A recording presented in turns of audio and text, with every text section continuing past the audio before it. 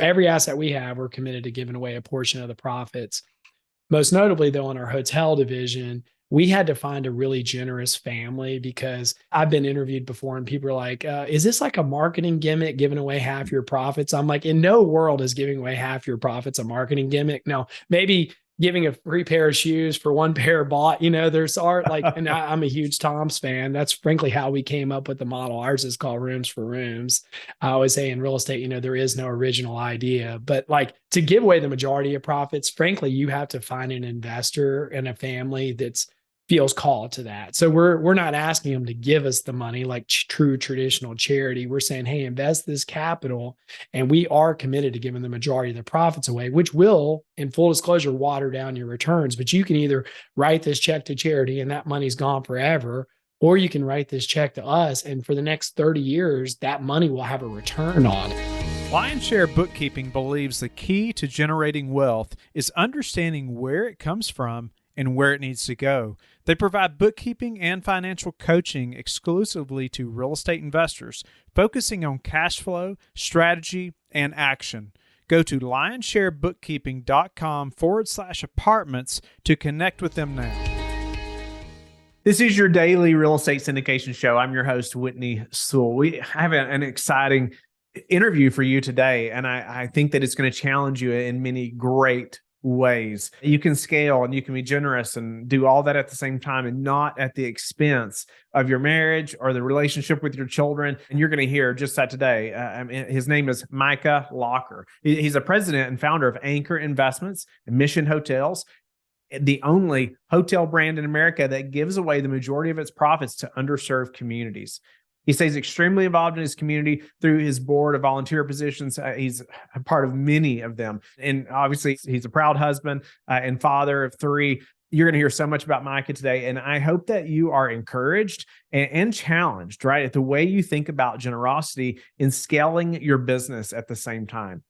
But there is so much more to life than just making money. Our guest today has done just that, not only just personally, but he has built a business around generosity and has a massive real estate platform that is helping so many people. I know you're going to be encouraged by his story today, and I hope that it will encourage you to think about how you're structuring deals and benefiting others at the same time. Micah, welcome to the show.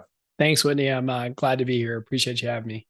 Honored to have you on. The more I've got to know about Micah, the more I just aspire to think more like him and how he structured these deals. And I'm just excited to learn more. And Micah, how did you get into real estate? Tell us a little bit about this commercial real estate business that you've grown. And what were you doing before real estate, or was it just from the womb, or when did this happen? Yeah, I started doing my first deal in kindergarten. I kid. No, I'm a native of Memphis, Tennessee, and went to University of Tennessee. And then I moved to Nashville 20 years ago, and I started my career in real estate. That's all I've ever done. So I started out as a broker with what's now Cushman and Wakefield here in town. I was selling and leasing office buildings. And a couple years into that, one of my clients, he was a retail developer, and one of my good college friends worked for him, and he was out of Knoxville, and they called and said, hey, we're coming to Nashville. Could you help us find land for retail development? I said, perfect. I'm an office broker. I'll be great. And, but at the time, you take any client you could have. And so for a couple of years, I helped those guys find sites. And then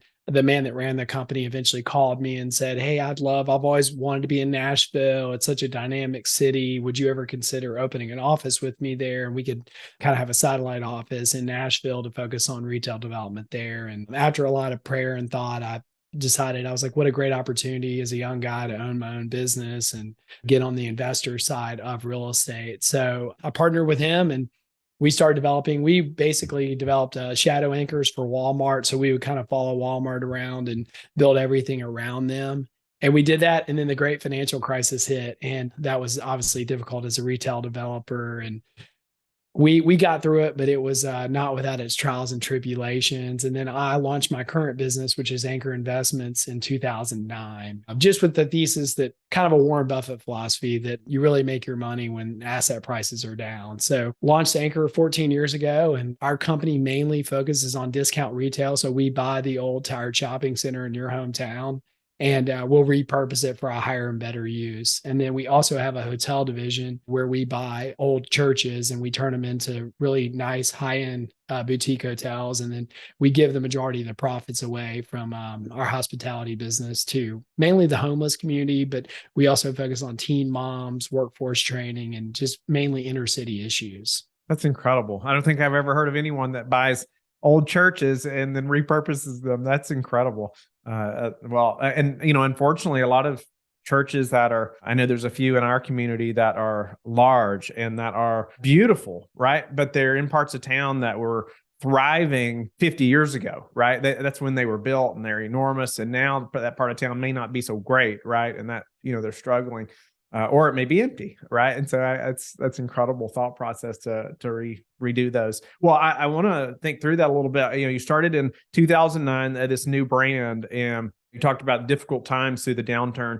Maybe while we're talking about that, give us a couple of lessons learned around that, and maybe how that changed. How how you started this new business, and maybe just how that changed how you're thinking about deals moving into 2009, 10, 11, 12, even up to now after those difficult times. Well, I mean, one of the first lessons I learned is I have a little cartoon that sat on my desk for years, and it said, a banker is a man that offers you an umbrella when the sun's out and asks for it back when it begins to rain. If any of my bankers are listening today, I appreciate each of you. But, I did kind of learn the hard way. I was just the junior partner at this company with a very seasoned developer. But honestly, our banks are what got us in trouble. Like, we were paying all of our bills. We were very well capitalized, but they were calling loans and reappraising loans and really just started leaning on us because we did have so much capital behind us.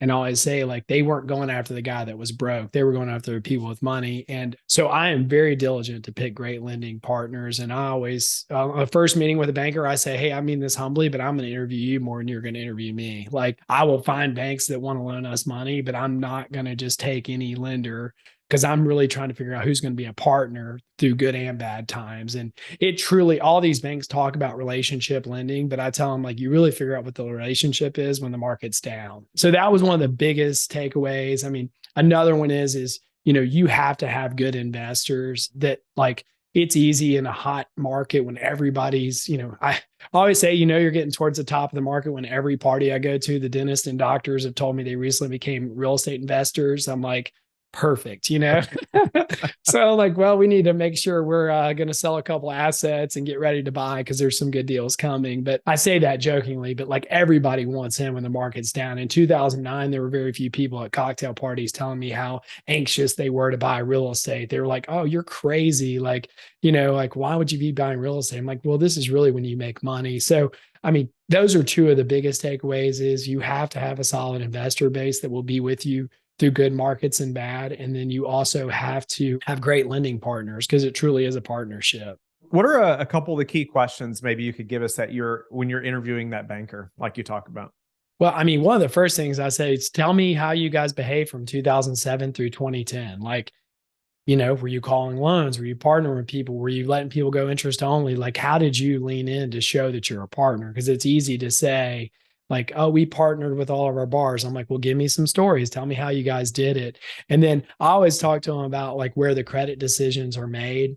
Like, I try not to borrow from large banks that are like, well, the credit guy in Atlanta is making me do, you're great and we love you, but like our guys in Atlanta, the credit department, they're making us do this and making your life difficult. So we mainly borrow from community banks where I personally know the presidents and CEOs, and I could call them on their cell phones and say, hey, like, we're a great bar. We've never missed a payment. We are rock solid, but like, we need a little bit of help right now. The economy's terrible, and lean in with us and show that you're a partner. Like, we're going to pay this loan off. We just need some time. And so those are the kind of questions we're asking is like, tell us about your leadership structure. Tell us how loans are approved. Tell us what happens if the economy goes bad. Like, how will you guys partner with us? Love that. What about, you also mentioned you have to have good investors, right? I guess what is the definition of that good investor? Elaborate on that a little bit. My personal opinion is it's someone that sees it as a long-term horizon. So it's not like, oh, I'll put some money in because all my buddies are telling me I need to invest in real estate. But if the market goes bad, like, don't call me, because I mean, you do obviously have projects where it's like, hey, we're going to have to raise a little more capital. We didn't see this coming. We still really believe in this investment long term, but like, I'm going to put my money in as well. Like, I'm an investor just like you guys. So you need someone that's like sees it as like, hey, this is a 10-year investment. It's not just a 1-year opportunity. We're going to flip it, make a bunch of money and be out. I mean, that does happen, as you know, but like, you need investors. So we're always coaching our investors to say, hey, like, this is not short-term money. Like, this is money that you, for 5 to 10 years, you might not need back. We've had a track record, of returning capital quicker, but like, I don't want a person to write us a check and then 2 years in, they're like, hey, I really need that money back to like pay my mortgage. It's like, no, man, this is in your long-term investment. We can get you out of the deal, but another investor is probably going to ask for a discount if you want out quickly, And so this is truly kind of private equity, long-term money. It's not your TD Ameritrade account where you can just trade in and out on a daily basis, depending on how you're feeling. Yeah, no, that's incredible. So much of your marketing and your language that you're using when you're putting these deals out matters, right? I mean, it all matters, right? But man, just painting that picture and setting that expectation up front, right? It's so crucial. And I just think you said that well. It's like, they need to know this is a long-term, I think a long-term investment. But, I think the last 5-10 years have made people think, well, even though they say 5-7 years, maybe 10 years, to double my money, it's probably going to happen in 2 years. Right. And maybe that's happened on a number of projects. Right. But man, we just cannot get set in our ways thinking that's going to be every deal. Right.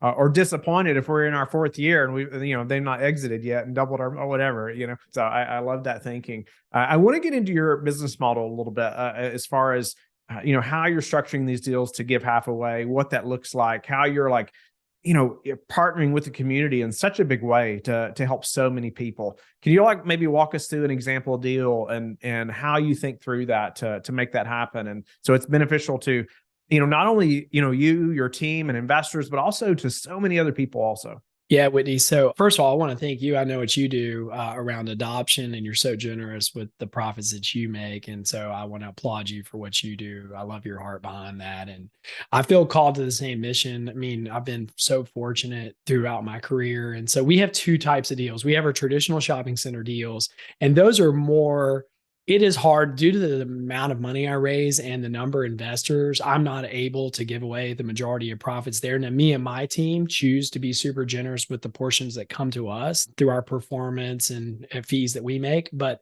our investors, we just highly encourage them to participate with us. Now, every partnership that we have on the shopping center side, we do pick a handful of charities in the local community. So if we did a deal in Birmingham, Alabama, we're going to pick charities in that local community because we believe that those dollars were made in that community and that we should support locally charities in that community. So we actually run a process with all of our tenants and vendors and investors where we say, hey, like, tell us about a local charity that you love and tell us why it matters to you. And then we'll get, 10 nominations and we'll pick 3 or 4 every year for that. So every asset we have, we're committed to giving away a portion of the profits.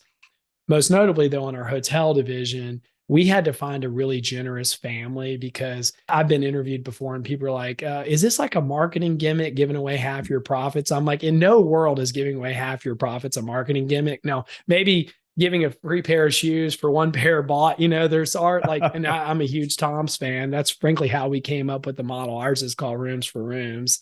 I always say in real estate, there is no original idea, but like to give away the majority of profits, frankly, you have to find an investor and a family that's feels called to that. So we're not asking them to give us the money like true traditional charity. We're saying, hey, invest this capital. And we are committed to giving the majority of the profits away, which will, in full disclosure, water down your returns. But you can either write this check to charity and that money's gone forever, or you can write this check to us. And for the next 30 years, that money will have a return on it. So we can show them of like, hey, you can write this $1 million check today and that's gone. That's great. It'll do a ton of good. And I highly encourage you to do that. Or you can write $1 million check here and we might be able to give $3 or $4 million off of that million. But you do have to find, but like to my point earlier, I am big on disclosing everything to investors. Like I notice a lot of young guys that just kind of promise investors a world, and that might be great short term for, your first deal. But if my investors have been with me 10 plus years. And so you only have 10 plus year investors. if you consistently do what you told them you would do. And you tell them, hey, we're probably gonna have some twists and turns along the way. Like I always tell my investors, there will be a deal at some point that does not go as we hoped.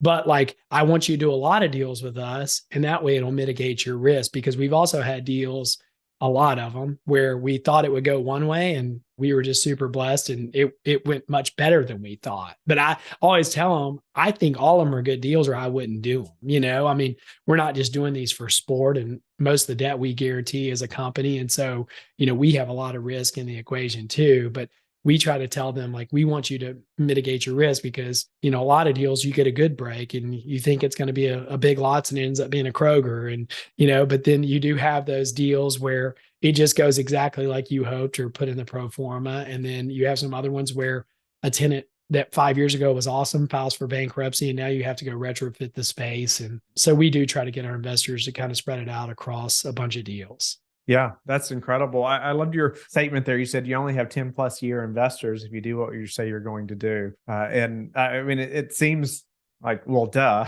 right? But oftentimes, it's not what we do, right? Things, we don't do what we say we're going to do. And then we wonder why investors aren't backing us still, but I also think it even goes in line with what you said earlier about helping them to see from the very beginning, right? It's a long-term investment. This is what could happen. This is, just building that expectation up front. And I loved what you said too, even talking about to the banker or whoever, it's like, well, we still believe in this deal. We love the deal, or we wouldn't have done it in the first place, right? And so it may not be cash flowing today because of whatever scenario.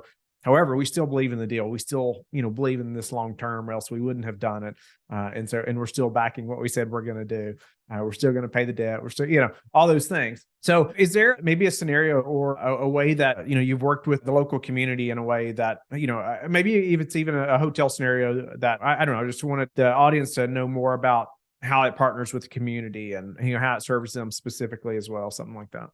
Absolutely. One of our partners, a fun story is these guys, I mean, I love the entrepreneurial community of nonprofits. I mean, those guys are no different than me and you. They just have a heart for the community. And we partner with one that's called Shower Up. And so this guy came up with the idea to buy kind of old trailer trucks, like a horse trailer. And then he retrofits them with showers and hot water heaters. And he can hook up to any fire hydrant in Nashville.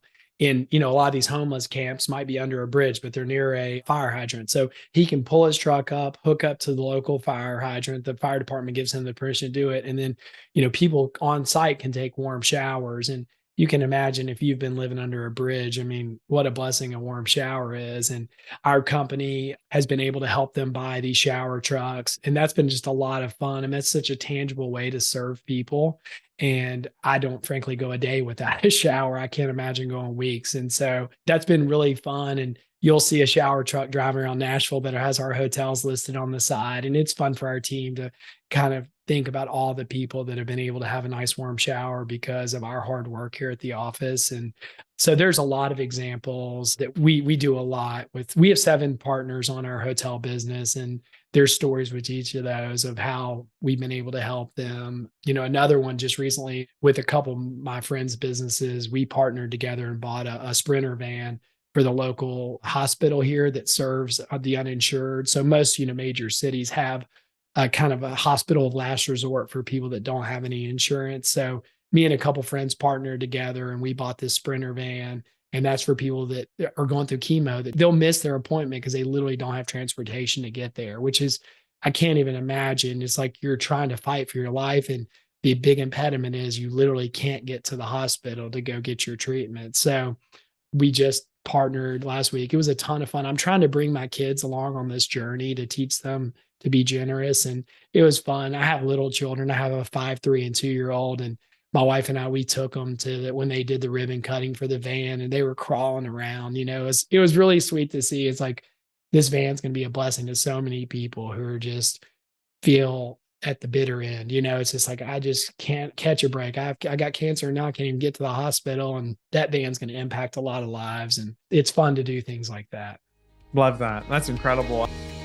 Are you a real estate syndicator or professional who is looking to grow your business in 2023? Are you tired of attending networking meetup after meetup and thinking that there has to be a better way? Have you ever thought about podcast guesting? According to Statista, podcasts are going to reach over 100 million listeners by 2024. Podcast guesting allows you to tap into that network of listeners. At Podcasting You, they have worked with hundreds of investors to secure guest placements on thousands of podcasts so they can raise more capital, generate brand awareness, and increase their credibility. If you're interested in learning how podcast guesting can help grow your real estate business in 2023, go to podcastingyou.com/syndication to book your free discovery call.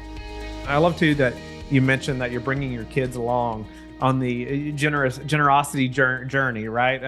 Learning that at a young age is incredible, right?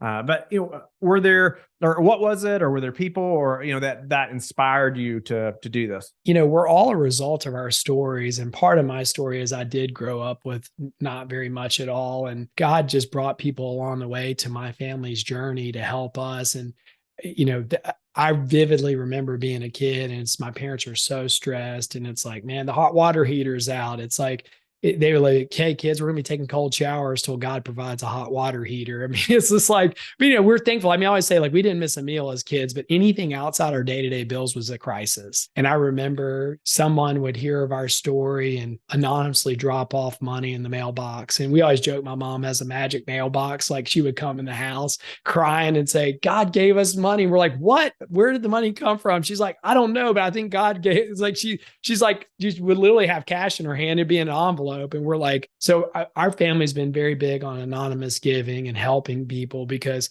that had such an impact on us as kids of seeing people show up. And I've always said, like, if that was Dr. Jones, who we knew from our local church or whatever, we would feel indebted. Dr. Jones, thank you so much. We've been taking cold showers, man. What a blessing. But like, I'm sure it was him, but he did it in a way that we didn't feel indebted to him.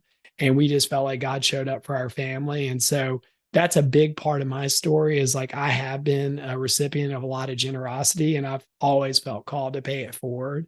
And I've been so fortunate in my life, financially and otherwise. And I just know how it is to struggle. And so there's so many people that this country works for, and America is the greatest country ever. A kid like me that didn't grow up with much, that can now build this great business. And so I've always thought, like, but a lot of people, the system is just, they have their challenges, mental, family challenges, whatever. And I'm like, I want to partner with those people. And I know what it's like to struggle. And so, but to specifically answer your question, you asked if there's specific resources. And I think you're familiar with this program and book, but Halftime is a book by Bob Buford. And I felt like that book was written. It's probably on your shelf, Whitney. I have it. I've read it, but I think it's at home. It's a great book. That book had a profound impact on me. And a lot of books I'd read over the years encourage you, hey, sell your business and be a missionary in China or whatever. I'm like, man, I really like business. I feel very wired for business. And Halftime, the general concept is how can you use your business platform and the skills that you've developed over the years to have impact? And so specifically, a guy named Lloyd Reeb is a friend and mentor, and Lloyd has invested a lot of time and energy in me. And I really do see Anchor Investments as a platform for eternal impact. And so that book and all the resources they've given me, it's given me a whole new vision for my business, as opposed to just like, okay, we choose to work hard, make money, and then to give money away. Now I realize, like, Anchor is the vehicle for generosity. And we can build a whole business just to help other people. Obviously, we have to provide for our families as well, but the excess resources we're entrusted, we can put those back into the community.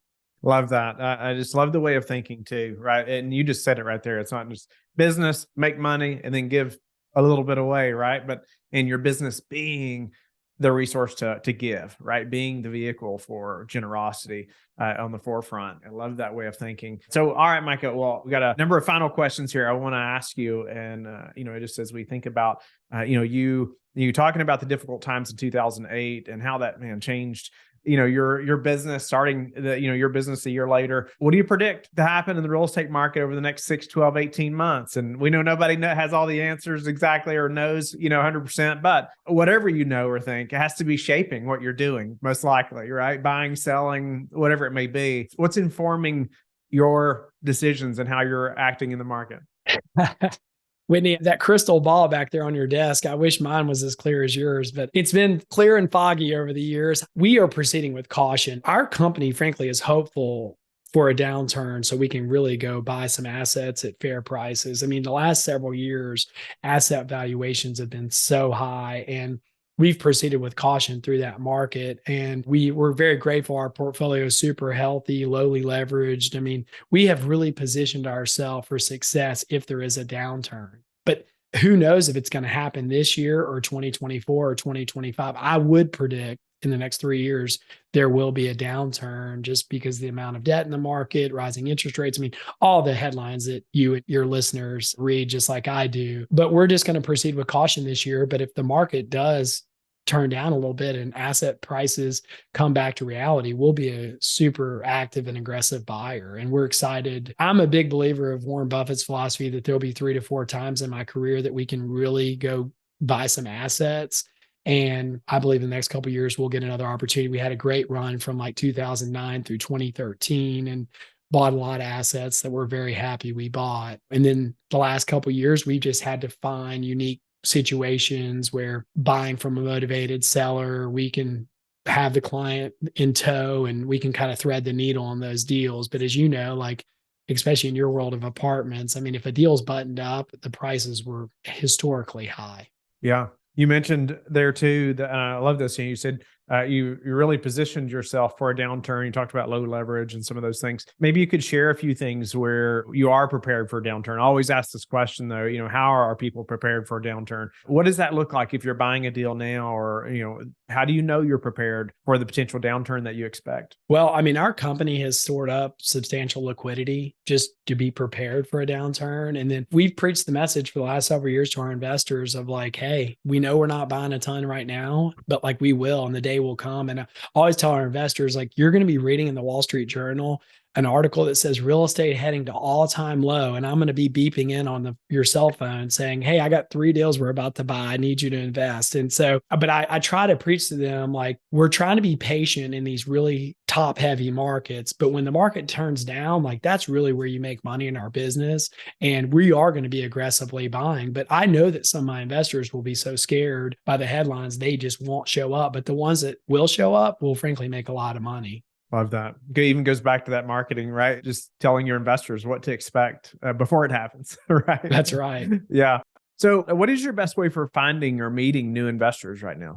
I mean, we're very fortunate. It's all been referral based. And so, if you take care of your current investors, I always joke that rich people like to talk. And so if there's a big like member guest at the exclusive country club in Nashville, I always joke that on Monday, my phone rings and a guy will be like, hey, I met such and such, and he was telling me what a great job you've done. Can we go to lunch? And so if you do take care of your investors, they'll take care of you. And we haven't had to do a lot of external outreach. It's just been connections with our current investors who we've taken care of for years, and we've consistently performed, and they've been generous to kind of introduce us to their friends. And those are obviously great investors because the trust factor is already there. You just meet someone at a networking event and you're telling them, I mean, they've heard about real estate guys, and you got to be skeptical. It's like when your friend says, hey, I've invested with Micah for 8 years and they've done what they said and provided consistent returns and been great communicators and very open and honest. Like, I go to lunch with that guy and I laugh, like, they're ready. They're like, where do I write a check? And, so that helps. I mean, that's the ideal scenario, is to build it off referrals. What's a syndication struggle that you maybe have had more recently, a challenge in the business that you could share that would help us as well? Well, I mean, frankly, finding debt right now is very challenging. These banks all move in herds. So it's like when their competitors are all lending, I mean, they're like, oh, you want a third mortgage on the property? We'll give it to you. I mean, it's hilarious. They get so aggressive. They hate to miss out. But like, I always say that bankers are motivated to not lose their job. And so they don't get an outsized bonus for taking risk when the markets, there's so many choppy headlines right now that, I mean, we are having to work really hard on the we're buying multiple properties right now, and we're having to really work hard to get lenders. And we've been fortunate to do it because of our track record and relationships, but like, it's not like, oh, we're getting 5 different term sheets and we're just picking the best one. I mean, we're really having to lean in with the banks and say, hey, this is a great deal. And a year ago, this would have been 20% more expensive. And we'll put in more equity. We're fine with that, but this is a great loan for you guys. So that has been a recent challenge. And I think that will continue the rest of this year. What's your best advice for passive investors right now? Well, I mean, I would encourage them to look strongly at the sponsor. I mean, as you know, like, you invest with people. I do some private equity investing outside of my business. And I always say, like, I'm much more concerned about the operator than I am the business that they're buying. And, you do business with good, hardworking, honest people, things generally will work out. Like, I mean, you cannot overcome character issues. And so I'm super focused on, and I do some actually outside real estate investing as well and other product types just to mitigate our risk. So we don't really do industrial. I'll invest in industrial deals, but like, I'm an easy investor in that because I'm like, hey, I know this guy. I know his track record. I know his character. And I'm less concerned about what price per pound he's paying and who the tenant is. And I'm like, I trust you, and you work as hard on your industrial business as I do on my retail business. So I'm super focused on the sponsor. What are some of the most important metrics that you track? It could be personally or professionally. Oh man, that's a great question, Whitney. Personally, I track a lot. I mean, time with my family. I don't mean to sound militant, but like, I do focus on hours invested in my kids and my marriage and, my health and fitness, I'm an older guy with young children, so I have to stay healthy so I can shoot hoops with the kids. But so, I mean, professionally, there's a lot on our dashboard. We're, loan to value, cash flow. I mean, we're tracking a lot of things as relates to the cash flow of the business and the assets, and then how levered we are, and trying to make sure we're keeping some good metrics there. That's awesome. I love that one of the first things you brought up was hours with family, that you're tracking that, thinking about that, and even exercising. The guests or the listeners can't see this or wouldn't know this, but Micah's on a walking desk or a walking treadmill desk. Is that what it's called? Treadmill Yes. desk, as we speak. I think he gets like 20, 30,000 steps a day or something. I can get like 15 to 20. I highly recommend it. I joke, I don't have a promo code for lifespan, but I highly recommend. You can get a lot of steps in just at your office. And I'm like, it helps with energy level, and it's like a double benefit of like, you got to be at work anyway. Might as well get some steps in while you're here. Yeah, I love that. I stand almost all the time, but man, I think that's a lot better. Any other habits, Micah, that you're disciplined about that have produced a high return for you that we hadn't talked about? Well, I mean, for your guests that are spiritually inclined, I mean, having time in the Bible and, prayer, I mean, to start the day just really sets the tone for me personally. And I mean, that's been a consistent habit for years for me, and really that exponential returns on that. So, but I'm a heavy reader too. And I mean, I can't read enough good leadership books and real estate books. And I'm always podcasts. I mean, I'm always trying to learn. I've been doing this 20 years, and I tell the young guys in my office, like, I'm hoping to be a better real estate investor in year 21 in the business than I was in year 20. I mean,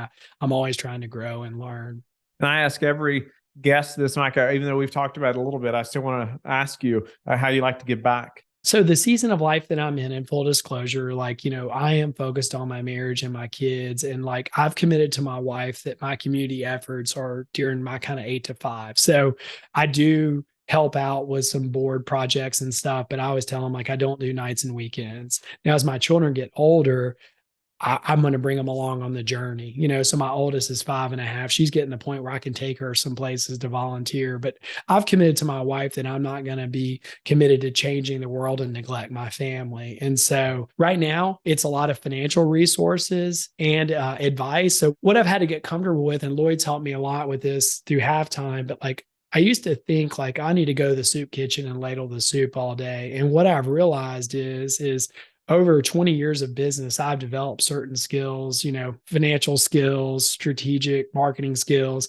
and those are a bigger benefit to the charities than me actually going down there and ladling the soup. So if I'm like, hey, I got 2 hours this week with the charities I'm involved with, here's the things I'm good at. Like, how can I help you guys? That's been a huge blessing to them. And I used to feel bad. It's like, I'm really good at Excel. And it's like, they're like, man, we don't even know how to open Excel. I'm like, well, great. Let me help you guys. Send me your budget and I'll go through it and tell you some things I think are missing or some holes or some things you guys ought to think about. And that is huge for them because a lot of these charities are very small. They don't really have anybody on their board that's kind of inclined like that. And they're like, oh, it just blows their mind. I'm like, man, this is just natural for me. Like all I do is read budgets and pro formas and spreadsheets. And so I've just learned to lean into how you're wired and what you're good at and offer that to charities. And it'll be a huge benefit to them. Love that. I love that thinking of saying, hey, here's my skill sets. How can you use them or benefit from them versus, a lot of people can serve the food, right? But not just everybody can look at spreadsheets or create them like you probably, right? So I just think it's incredible to think that way. And what's the highest and best use of that hour that you can give them, right? The highest impact, and just by asking them in that way. Well, Micah, it's been an honor to have you on the show and to hear more about your story into real estate. But I love the turn to generosity and how you're thinking about that on the front end of a deal versus the very end of it, right? I just love that and thinking through how it helps the community and so many others, even the focus on the family, and you're growing a business, you're contributing to the community in such big ways, but not at the expense of your marriage or family, your children as well. And so it's incredible. It should be a wake up call to all of us as we're pursuing business and pursuing growth. And everybody's always talking about scale. How do we get, all these things? But often, unfortunately, it's at the expense of our marriages, right? Or our children, relationship with our children. And it can be done, right? Both, right? Both can be done. And you're a great example of that. Thank you so much for your time today and how you've given to us. How can the listeners get in touch with you and learn more about you? I mean, the easiest way to find me is on LinkedIn. It's Micah Lacher, MICAHLACHER. And you can send me a note on there. And if I can help you, especially if you're trying to think through generosity, I'd love to try to help you think through that. I'm hopeful. We feel as a company, part of what we're called to be is a messenger for that this is possible. And I always tell people you can start giving 1% of your profits away. Just start somewhere. And I can promise you will see such enormous return on that personally that you'll get hooked on it. And so I always tell it seems intimidating. Like I didn't start out giving the majority of my profits away. Like we started out giving some of them away and then we just kept ratcheting it up. And now it's like, we love it, but you could just start somewhere. Don't listen to this and say, oh man, I got to figure out how to give so much money away. It's just give 1% of your profits away and try it. And then go to the charities and see where that money's being used. And you're not going to miss the 1% of your profits, but you'll see the impact they're having. And then next year you give 2% away. I mean, just start doing it and you will get excited about it and see the benefits of it. Thank you for being with us again today. I hope that you have learned a lot from the show. Don't forget to like and subscribe. I hope you're telling your friends about the Real Estate Syndication Show and how they can also build wealth in real estate. You can also go to lifebridgecapital.com and start investing today.